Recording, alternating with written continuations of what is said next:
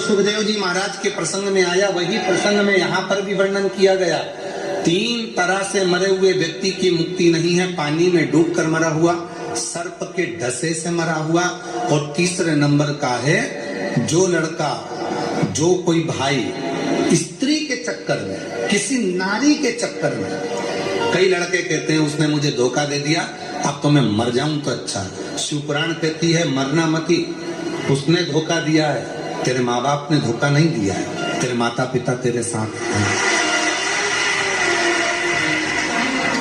किसी के कहने पर उसने धोखा दे दिया, तुम्हारी जिंदगी, तुम 23 साल 24 साल उस माँ से तो पूछो जिसने तुमको पाल पोस कर बड़ा करा, उस पापा से तो पूछो, उस भाऊ से तो पूछो, उस आई से और उस पिता से तो पूछो जिस माता पिता ने तुझे 23-24 साल तक पाल पोस के बड़ा करा, कितना कितना रात दिन लेकर तुझे गोदी में बैठी रही, और तूने कहा मैं सुसाइड कर रहा हूं एक लड़की के लिए,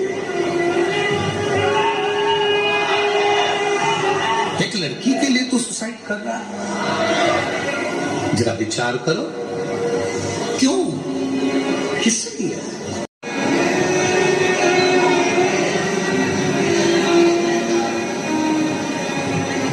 स्त्री के चक्कर में मरा हुआ उसका भी मुक्ति नहीं, तो उसका प्रमाण कौन सा है? तो श्रीमद् भागवत में धुंधकारी की कथा आती है। किस किसने सुनी है भागवत? सबने सुनी ना। तो भागवत में धुंधकारी की कथा आती है। वेश्या के चक्कर में पड़ गया, वेश्या ने उसके गले में रस्सी बांधकर उसको मारा, पर मरा नहीं, तो मुंह में अंगारे भर दिए और बेलन से ठूस दिए। मुख में अंगारे भरकर बेलन से ठूसे, म्याल पर टांग दिया,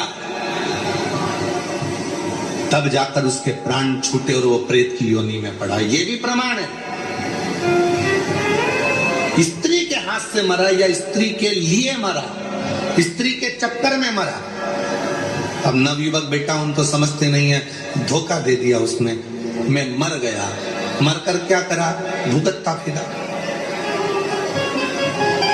रिजर्वेशन अगर क्लियर होगा तो सीट मिलेगी, वरना बाथरूम के पास धक्के खाते खाते सफर करके जाना है।